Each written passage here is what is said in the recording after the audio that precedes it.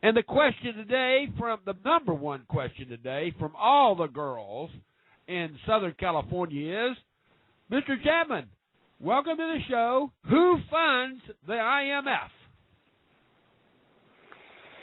Well, thank you for the welcome. And nobody runs the IMF right now because its leader is in jail. And he has been accused, as you well know, of a number of different crimes. And so in the meantime, he's the deputy director, Mr. Lipsky, formerly of J.P. Morgan Chase, is in charge. Historically, that position has been held by a European, and the Europeans, of course, want to keep it that way, even though they really don't control anything. All the control is on Wall Street. The IMF was set up as a looting operation, and that's where Mr. Strauss-Kahn get into problems with those in New York. And he wanted to make it into a more humanitarian operation by relieving people of some of their debt and not imposing such austerity, which has never worked, and not allowing Wall Street and their counterparts in Europe to go in and buy out the utilities and waterways and goodness knows what for 10 cents on the dollar. It's been a looting operation since World War II. And so I think that Mr. Strauss-Kahn got himself into real trouble, even though he is a high-ranking member of what is known as the Illuminati. And he had to be pushed out of his job. He also wanted to use the SDR as a new world currency. And the people in Wall Street don't want that. They want to continue with the dollar, probably after this revaluing and devaluing in multilateral default. And then they'll probably back the dollar with gold again. I don't think they got the gold, so they'll have to borrow it from somebody. But that's the way I think this is going to head, and that's why he was taken out of his position. I think he is innocent of the charges, knowing how these people operate.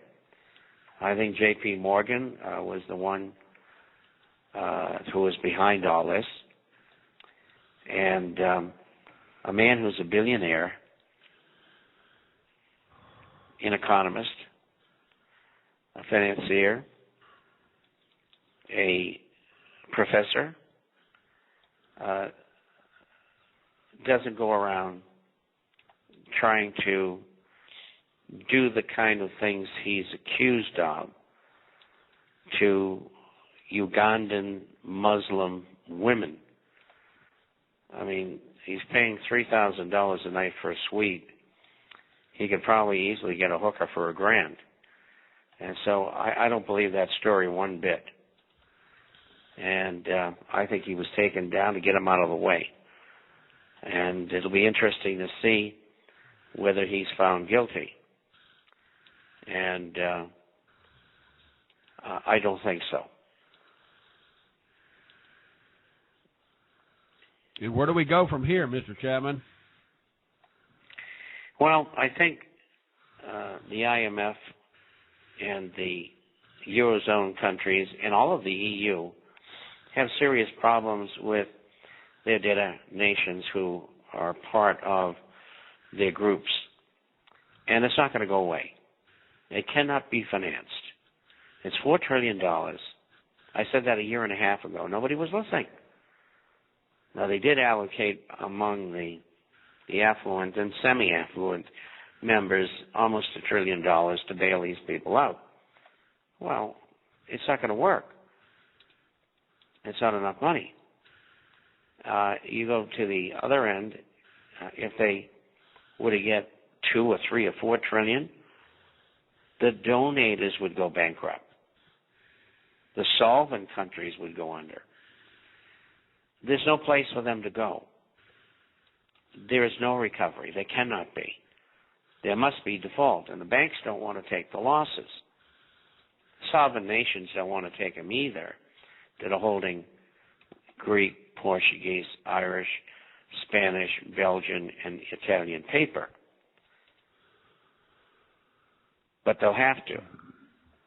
And the bank should have made the loans in the first place. They knew what they were doing. They're the professionals. They made the money up out of thin air. They're responsible. They should take those losses. And if they go bankrupt, that's tough. In fact, some of them should be tried and put in jail for what they've done. And so I think that's the way it's going to all shake out. Could take another couple of years. But they're not going to get away with trying to sweep it under the rug. It just isn't going to happen. And so the leader of the IMF isn't there to help. And he would have made a difference. He was a very conciliatory person. And I think what's going to happen is they'll all go in default. The euro will cease eventually to be. They go back to the national currencies. And the EU may even break up, which I think would be wonderful. It's an unnatural association. There is some more fallout from the charges and incarceration of Mr. Strauss-Kahn, and that is he was leading in the polls to be president of France, and I'm sure that might have had something to do with what went down. And Sarkozy, who's the president, did not have good ratings, which is generally rather surprising. And the candidate for the National Party, National Front, Marine Le Pen, I've known her since she was a teenager, and her father is a very good friend of mine. He ran for the presidency and got 19% of the vote and got slaughtered, actually. But the world's a different place right now than it was 15 years ago. And I think Marina's credentials are very strong, and she could move up to 30%. And the socialists are going to run Mrs. Legrand, and I think they could all come in between 30 and 35%. And the top two will run off. Now, whether Marina has that kind of strength in France remains to be seen. But we won't know until we get there. But I'd love to see her as president. She's a very bright person, and she has a law degree. Her specialty is criminal law, although she spent almost her entire adult life in what we would call the House of Representatives. And she lives in northwest France. I call it Normandy, but the family originally came from there. And anyway, they're a very, very strong family. And so this has changed things that you don't know about. And that's what I'm here for, to tell you all these little things that you'd never hear. I mean, what is the chances of me knowing Marine Le Pen from the time she was 18? Zero. But that's a part of my life. In fact, Jean-Marie said to me, if I make it as president, I want you to come to France and run the finance of the country. I heard that. And that's true. But I'm sure Marina's forgotten me after all these years. I'm old enough to be a grandfather, or at least her father. You might be surprised. Her dad is 7 years older than me. You might be surprised, Mr. Chapman. You might be surprised. I got a question here. Ask Mr. Chapman if he thinks the QE3 is inevitable, and if so, how long does he think the dollar will be able to hold its value? Well, first of all, I predicted QE3 last May 15th. That was a year ago. And now everybody's catching up, which is normal. They can't see the forest but through the trees, or whatever that phrase is. Yes, they won't call it that, though. They'll have another name for it. And I don't know what that'll be, but if they don't have a QE-type situation, number 3, the economy of the country will collapse. And you don't have to be any kind of a genius to figure that out. So they're going to do it. And inflation will go up. And 2 years from now, when QE3 is thundering down the pass, inflation will be 50%, which is hyperinflation. And that's just the way it is. And as I said, if they stop, which they will eventually, there'll be a collapse. And so it's not anything to look forward to. And, I see all of these brush fire wars going on, and they're going to blame their problems on that. Who knows who's next? And it's a very putrid kettle of fish. Mr. Chapman, Lisa from Seattle comes in with a question. She says, Mr. Chapman, I noticed that the United States government is raiding the Civil Service Pension Fund, and that the United States is now 14.3 on the debt limit, according to the news on Monday. Mr. Geithner has come forth and saying that he's raided the pension funds to basically save America from default and give some breathing room to August the 2nd, giving the Senate and the Congress a chance to increase the money supply or whatever. What do you feel is really going behind the scenes, and what does this mean when they raid the pension fund?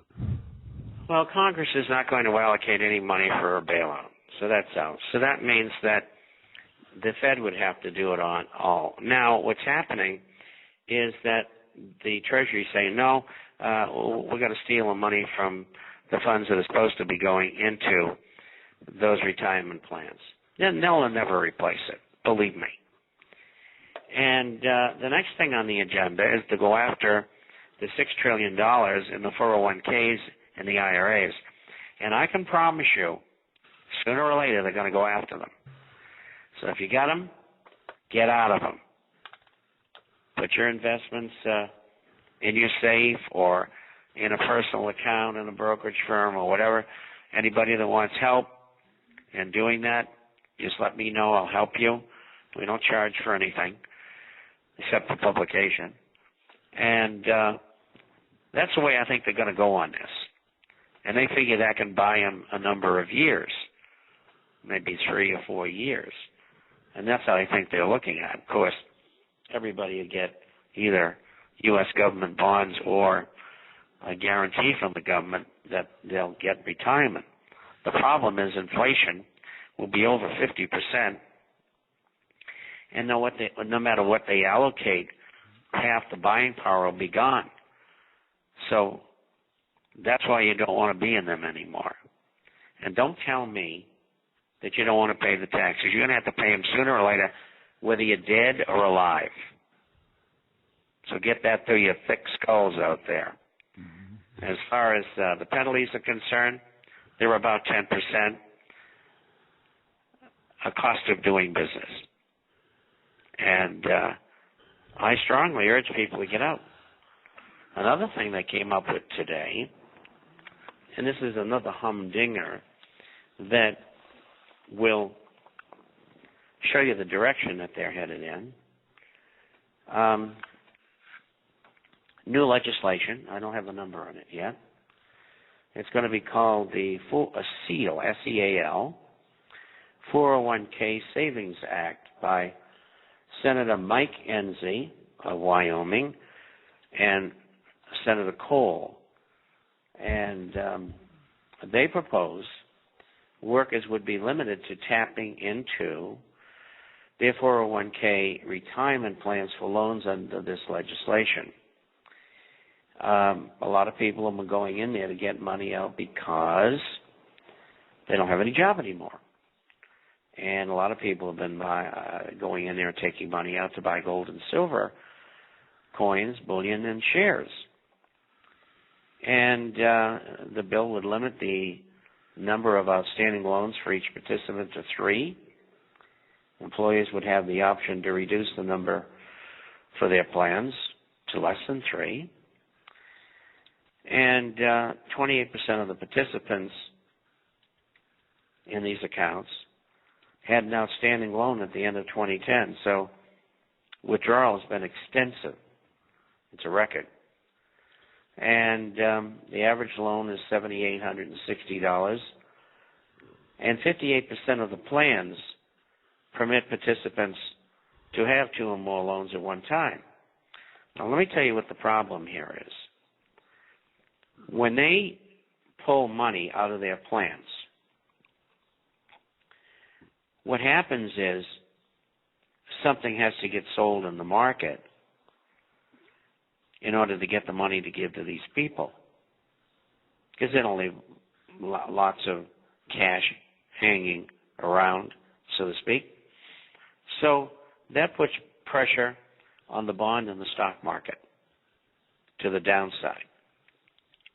And that's important to them. Second of all, they want to lock the people in. So unless you leave your place of employment, you really can't get out. And the same thing is true with the other legislation, which has no numbers, that's floating around the House. And I had a House member say via an email, well, I don't know about this other second piece of legislation. Well, he wouldn't, because they're hiding it. And just because you're in the same house with these people doesn't mean they're going to tell you everything they're doing behind the scenes. So that's the way America's headed. Other countries are doing the same thing. A word to the wise should be sufficient. Listen and act.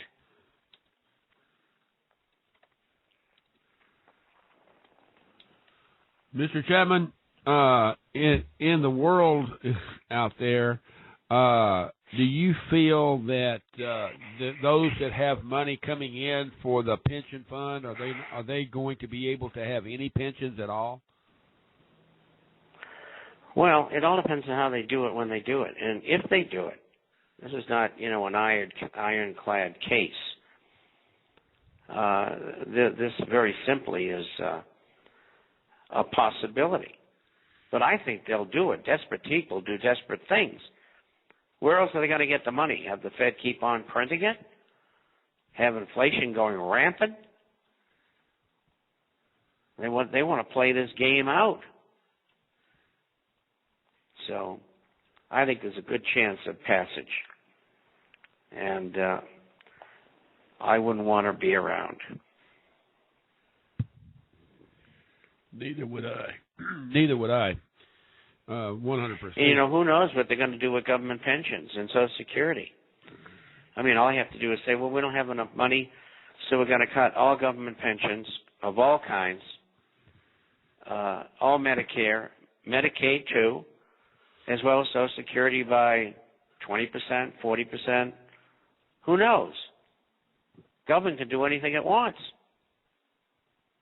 You live under a fascist dictatorship.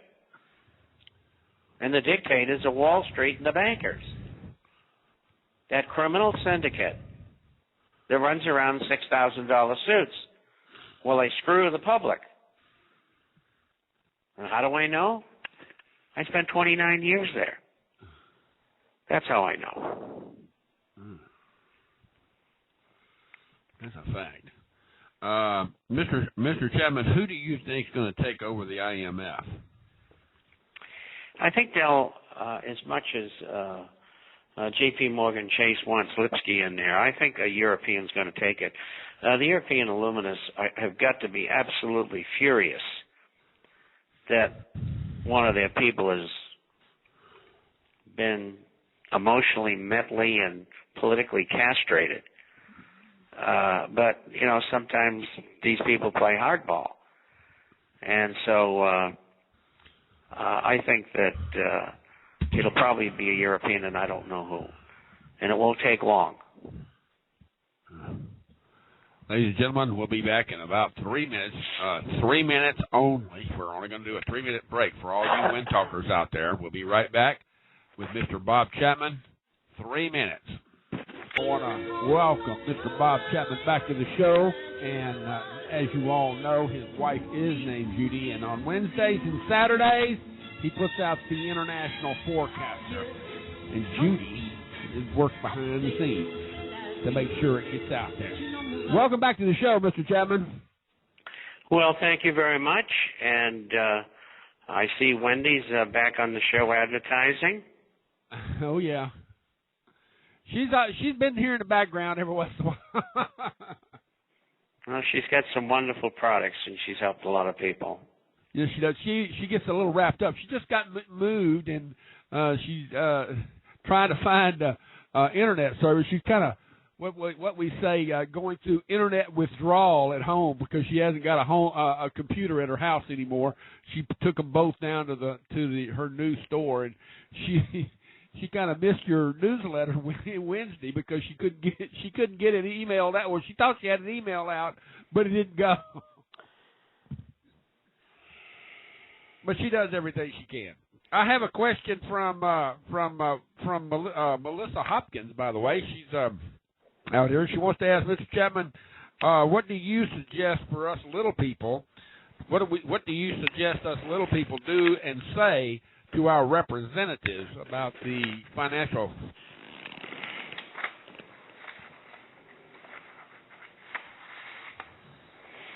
Did you hear me? I lost Mr. Chapman. We hear noise in the background, but we don't hear it.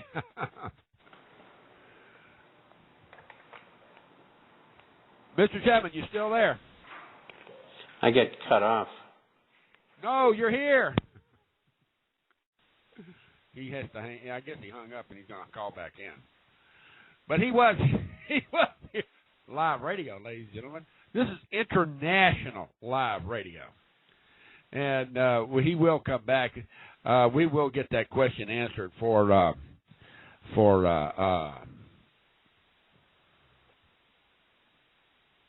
don't see what happened to him.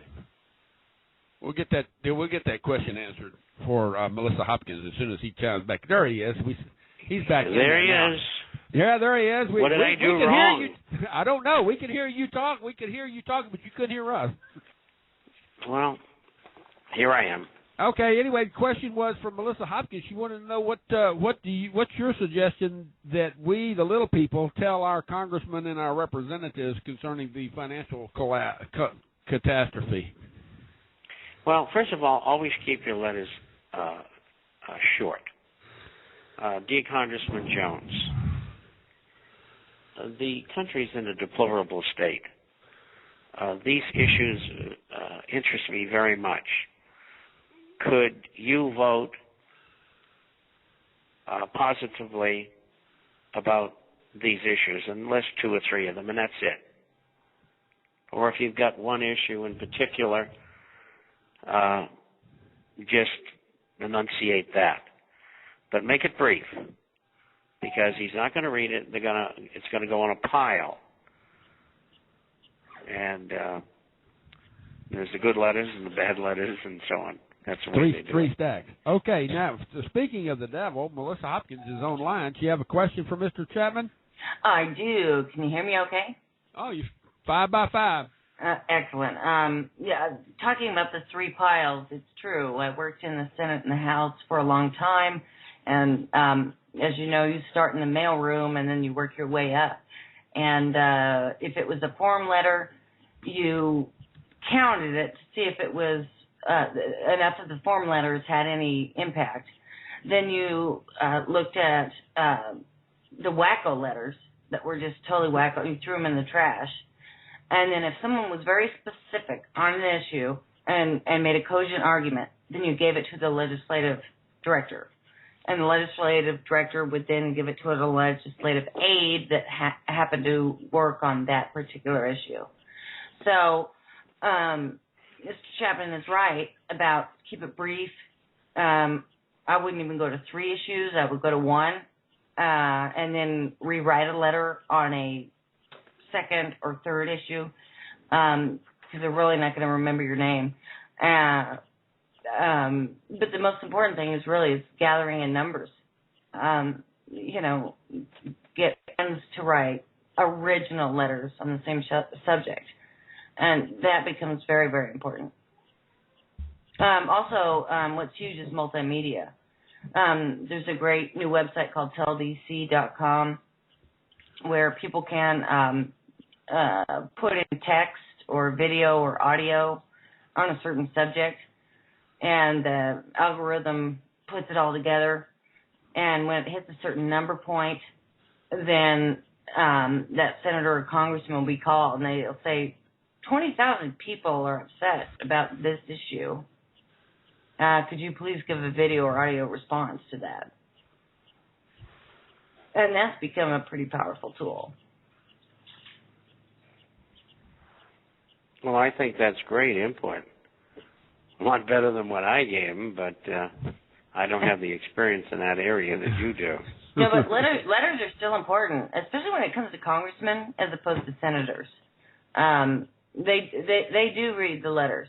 Not the congressmen themselves, but I mean the people that are hired to read the letters are highly qualified. Those are extremely important jobs that they fill because they see this person in this role at 21, 22, 23 becoming somebody. And so they do ask that. They'd be very thoughtful about those letters and do put them in those 3 categories. You got a question? Actually, there's a 4th category, death threats. We've got to put that in the 4th category. So my question was, outside of writing your congressman one by one, is there anything else that we can do? Are you willing to do? No, I think electing people who you believe would best represent you would be the second thing. Unfortunately, what's gone on for a long time in the House and the Senate is the recipients of campaign contributions in large amounts, which is about 95% of the people in Congress. They are captive to the people who have given them the money. In other words, they've been paid off. And you have to try to overcome that. And if Americans are not successful in doing that under today's economic circumstances, this whole thing could turn into a revolution. May I suggest something? Go ahead. Go. Well, being in the media for so long and in politics, I've really been on the inside. I've been running campaigns, and I've also been in national media for a long time. And it's really interesting how much they do not understand each other. They fundamentally do not understand each other, and more so between the Republicans and the media, because the media is so afraid, or the Republicans are so afraid of the media. And what I would suggest is money is going to be less of a component if Republicans or conservatives or independents or Tea Partiers are more willing to engage the media and not see them as the enemy. If they come to them with a cogent argument, and that goes on a 24-hour news cycle, you just got earned media that you couldn't even believe to pay for.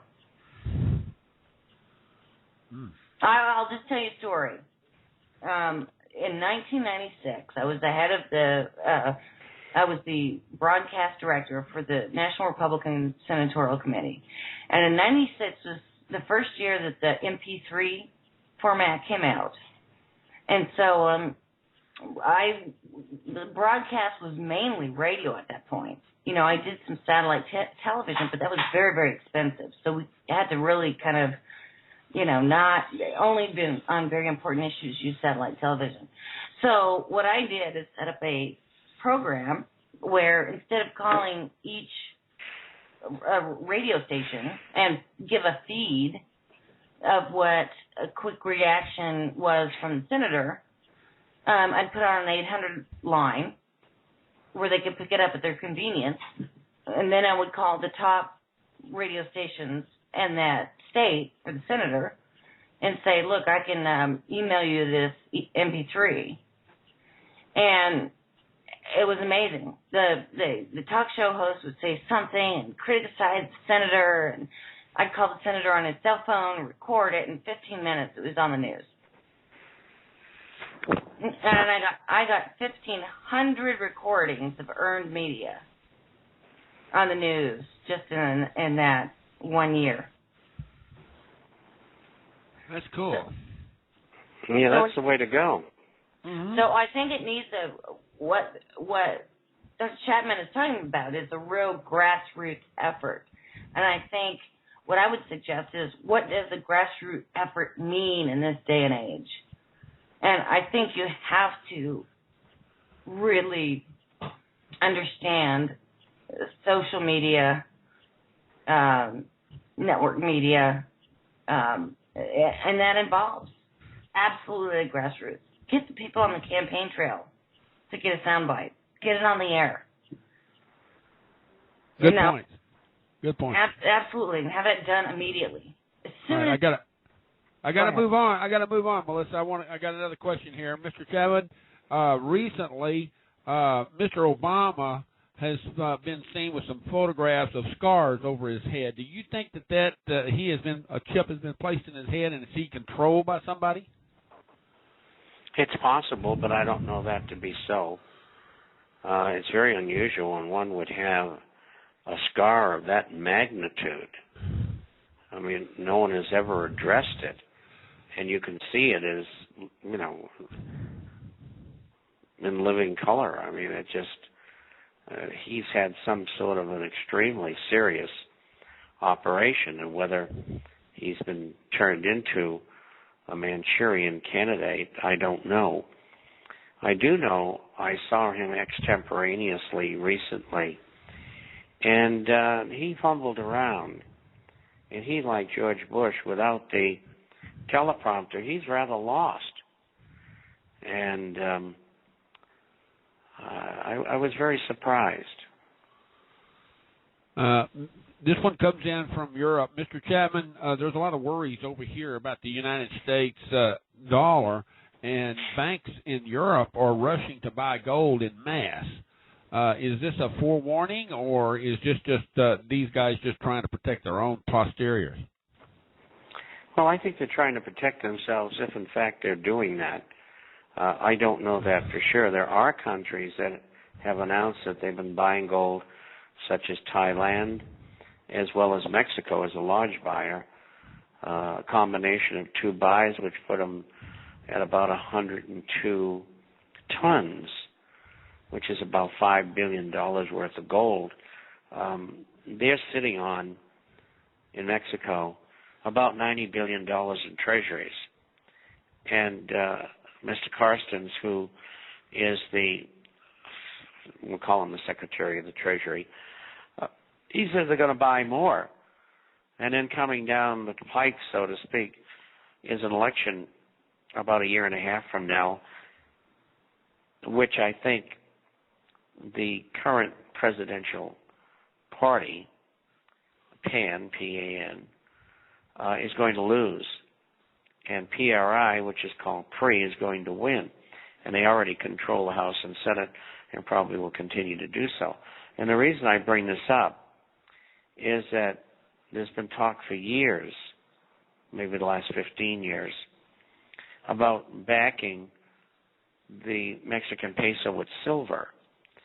And it's a natural because they are the second largest producer of silver in the world. And were they to do that, part of that production would come off the market and go into a vault to back up the currency, which means silver prices would go higher. Mr. Chapman, recently the University of Texas was in their endowment fund had decided to take delivery of $1 billion worth of gold. Did you have the opportunity to see that story? If not, we would like to email it to you. Well, no, I had it in the International Forecaster. It's about 2 months ago. And yes, I'm very familiar with what they've done. About a year ago, Northwestern Mutual bought gold. I can't remember the amount. So there are a few large entities that are participating in the real money movement. And what does that mean for us as the little people?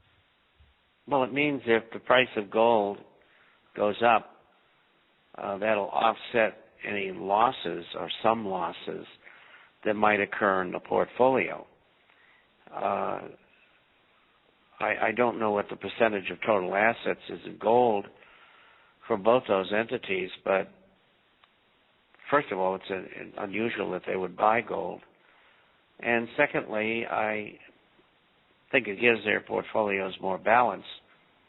If I were them, I'd have a lot more than 1 or 2% in gold, because anybody who's watched for 11 years knows for sure against 9 major currencies, on average, every year, gold and silver have both gone up over 20% against those currencies. Now, that's phenomenal. And it's going to continue. It's not going to change, in spite of manipulation by the United States government. Mr. Chapman, if other institutions were adopt similar stances, would you not believe that gold will skyrocket? Yes, it would. And I think they should be considering that. This is not a harebrained scheme. It's been in a trend upward for 11 years. It's in a bull market, which might turn out to be the greatest bull market of all time. And there's a lot of peer pressure there, and there's pressure from the government, too. And they don't want these institutions buying gold. From the Ukraine, Mr. Chapman, the news reports over here in the Ukrainian newspapers are reporting that Greece is reneging on a debt, and that this could possibly shatter the world markets. I don't see why, but can you explain why? Well, first of all, Greece is broke, and it's good that they default. The loan should have been never made in the first place, so the banks and the other countries are to blame for instituting these loans. Ridiculous. How it will affect things is if Greece defaults, in all probability, Ireland, Portugal, Belgium, Spain, and Italy will default. And then there probably won't be a euro left. They'll all go back to their own currencies. And that will affect the European Union dramatically, negatively. So there's a lot at stake here. But they define reality. There's no way to bail these countries out. They don't have enough money to do it without bankrupting themselves. And even if they keep them going, what's going to happen? I'll tell you what's going to happen. They're going to accomplish nothing, and they're going to go under anyway and take all that other wealth of the solvent countries down with them. And so it's a very important issue of a number of 27 interconnected countries. Mr. Chapman, there's been rumors of a lot of gold underneath the Twin Towers. Is that just rumor, or do you believe it is? And what about it, and what's happened to it? It's been found and removed. And I think it was stolen. Do you have any? So I don't know whether it was taken out before or after. Would you like to comment on who you think stole it? I really don't know. It probably was the Bush-Clinton crime family. Okay, somebody come in from Pennsylvania and says, I really don't know, but common sense would tell you that it was taken a long time ago. I want to go to down under into Australia. We had a question come in from the Outback. If I can find the question here. Here it is from Moody. Moody is cutting Australia's four biggest bank, cutting the ratings on four of Australia's four biggest banks. What do you feel, Mr. Chapman? Is this going to affect anything outside of Australia, or is it just affecting those of us down under? I think for now, at least just down under, and those are big banks. I mean, I have that in the current issue. It either came out yesterday or it'll come out Saturday. I can't remember which. But that is a true statement. And those banks have overextended themselves. And that's going to affect the real estate business over there. We carry a lot on Australia in our publication. We get a lot of good feedback from there. We used to get a lot from New Zealand, but we don't get it anymore. We used to get a lot from Southern Africa, and we don't get that very often anymore either. Bobby comes in from New Zealand and says, Mr. Chapman, we got enough on our plate down here just trying to rebuild. You would be surprised how bad it is down here with all the earthquakes. Yeah, well, a lot of other people are suffering as well. You just got to do what you got to do and try to put it all back together. Let's see, that's from Canada. In relating to the money supply, Mr. Chapman, you made a comment a minute ago about Mexico having purchased a lot of gold. What about all the drug trade in Mexico and the fact that Mexico has really got a major drug problem now that's spreading all the way through the country, where people are disappearing and murdered even in the southern part? Well, even in the southern part is where they grow, like in Guerrero, which is where Acapulco is, up in the mountains, right up above the city. They grow marijuana as well as opium. And so it's a producing area. And it's pretty wild country up there. Durango's got the same problem, but Durango is north and east of Sinaloa and south of Sonora. And they do that there as well. Most of the activity in Mexico relating to drugs is usually along the border in Sinaloa and Guerrero. And this war that they've had for the last 4.5 years against drugs in Mexico has not been successful. And I rather think that it was more about taking over the drug trade than it was in stopping it. As I said, there'll be a new administration in a year and a half in the presidency. And I can only believe by what I've seen in the past in Mexico that a deal would be made with the drug dealers. Mexico's attitude is there wouldn't be drug dealers if Americans weren't using that crap. And we have the CIA from time to time that's deeply involved in that sort of business. And so I think things will change dramatically in Mexico. But you have to remember, this is what the numbers are.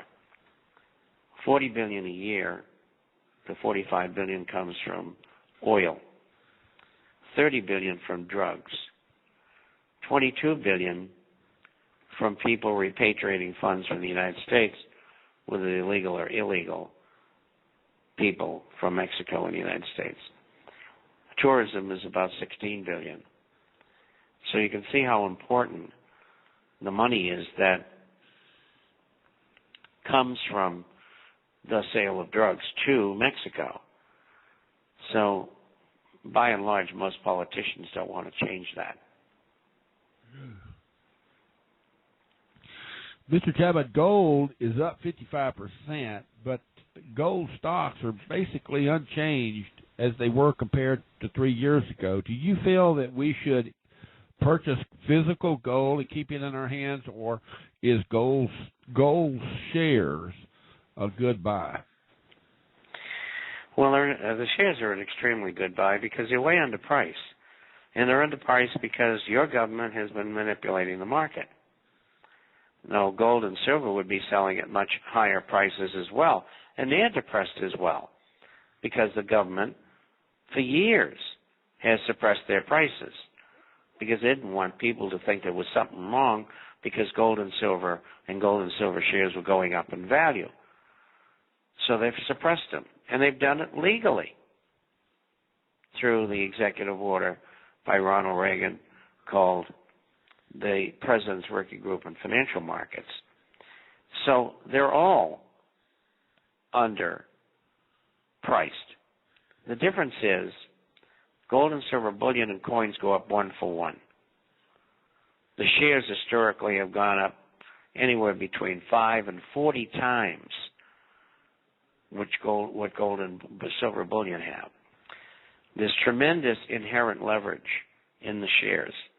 So they're all good buys, but the most leverage is in the shares, particularly at these prices.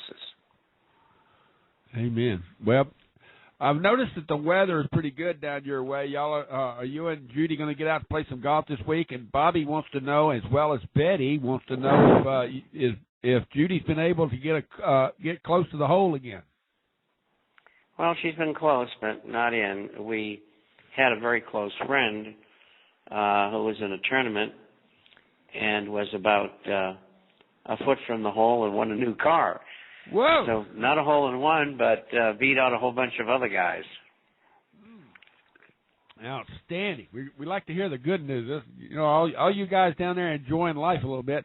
One last question from Bobby down under. Mr. Chapman, as bad as things are you going to be able to survive if the United States collapse? Oh, yes. Yes. The situation in other countries is generally just okay. And some of them are doing well, like Canada and Mexico and Singapore, Malaysia, China, but China is starting to fall down, so to speak. And so it's a mixed bag. But everybody's going to suffer in a worldwide depression. And it can't be avoided. Mm-hmm. Well, we appreciate that warning, and we hope to see you again next week, and maybe we can pull everything together. We certainly will, and we'll try our best to get a hole-in-one this weekend. Amen. God bless you. We'll be praying for you. Ladies and gentlemen, Mr. Bob Chapman. Yes, sir. Thank you all for listening. Bye-bye. Yes, sir. TheInternationalForecaster.com. That's the 3 W's. TheInternationalForecaster.com. Bob Chapman, the most plagiarized financial advisor out there.